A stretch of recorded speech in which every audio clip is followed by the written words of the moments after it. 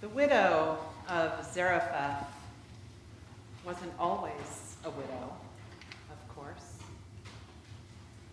Years back, she married and made her life.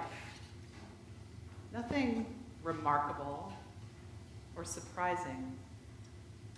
She made her home, gave birth to a child, and along with her spouse, she watched that child change and grow.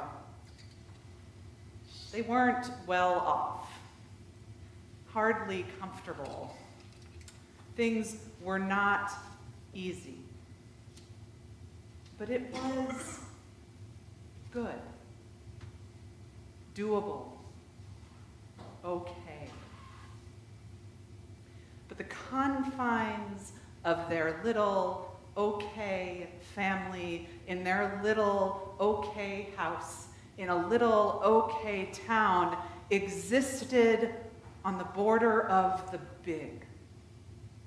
Between two countries in the midst of a climate disaster, a severe drought leading to a severe famine. Two countries experiencing rapidly decreasing access to the resources required to sustain life. A dangerous setting for any time and place. And so, the big crossed the border into their small life. And not easy and okay became near impossible and tragic. Somewhere along the line, her spouse's body gave out as they struggled, but this woman kept on living, or at least surviving, somehow providing enough for her child to keep growing and learning, day by day, hour by hour. And then, one early morning before dawn, she woke up and felt a presence in her midst. A presence that was fearful and strange, but also somehow deeply familiar, like her own heart. And this presence spoke to her, gave her a command. You will meet a stranger, God said. When he comes to you, feed him.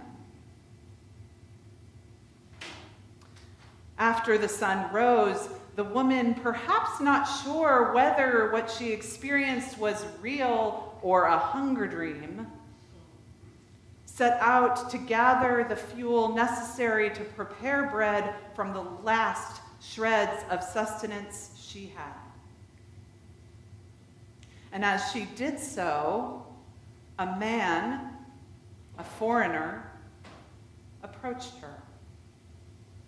And just as she had been told he would, he asked to be fed. And in that moment, something broke wide open in this woman. The weight of all the big that had intruded into her small life, the anger and the dread and the sorrow and the despair and the fear spilled out. If I had cake, she pronounces.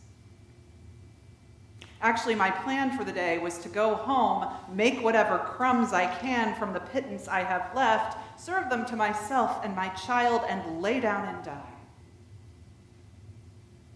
I'm finished.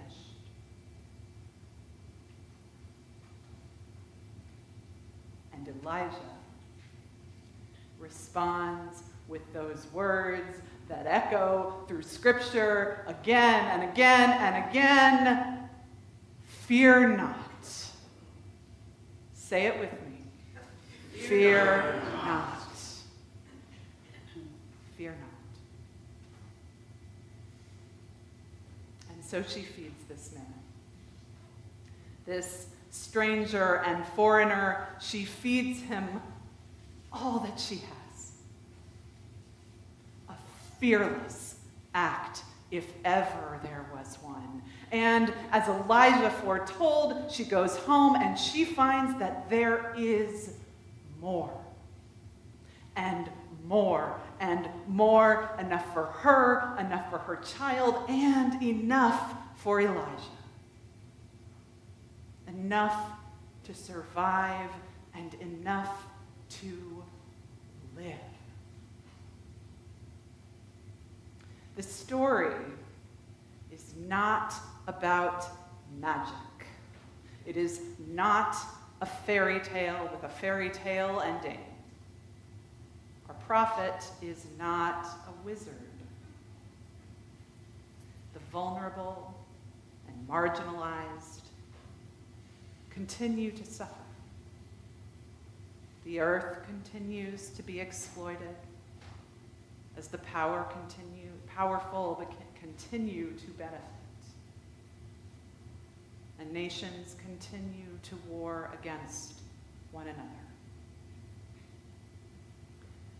This story is, I think, about living on the border of the big. About living our small lives when the whims of the powerful and the consequences of their practices hang so heavy in the air. Jesus of Nazareth, recalling this story half a millennia later, tells us to pay close attention to the detail that Elijah crosses the border from his homeland, Israel, to Phoenicia. That it is this widow, a foreign, non-Israelite woman, that God sends him to, when she could have sent him to so many widows of Elijah's, quote, own people. Jesus tells us it matters that God sent God's prophet to a woman he is supposed to see as a part, as enemy even. It matters that they met one another, spoke to one another, and in the end, fed one another. On the border of the big, God encourages relationship and mutual aid across boundaries that have been drawn by human hands, revealing that, of course, those boundaries don't exist in God's realm. It seems almost foolish, or perhaps an act of despair, for this woman to give everything that she had to a stranger offering wild promises. But we know she did this in response to a call, to God's call to fear not. Fear can and does preserve us. It is a part of our brain chemistry and biology for a reason. But if we let it, fear can prevent us from even noticing opportunities for radical acts of hospitality, collaboration, and sacrifice that can and do and will, in big ways and small, change the world. As Jesus quotes this morning from the prophet Isaiah, God has anointed me to proclaim good news to the poor. God has sent me to preach liberation to those who are captives, and recovery of sight to those who are blind, to liberate those who are oppressed.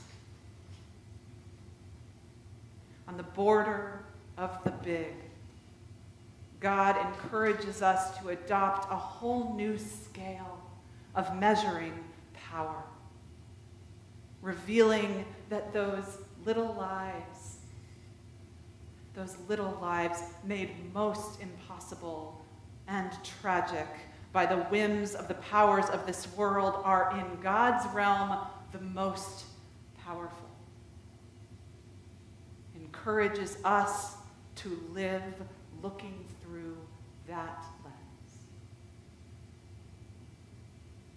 So,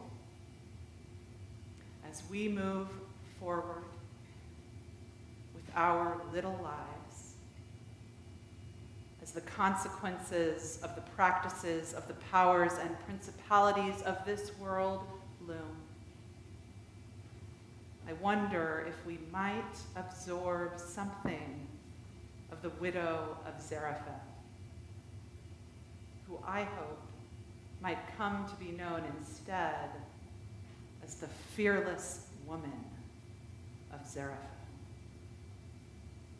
The one who formed relationship and fed across boundaries.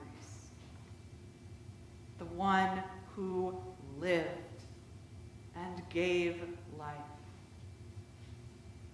The one who overcame fear and risked it all. The one who inspired a movement at the border of the big.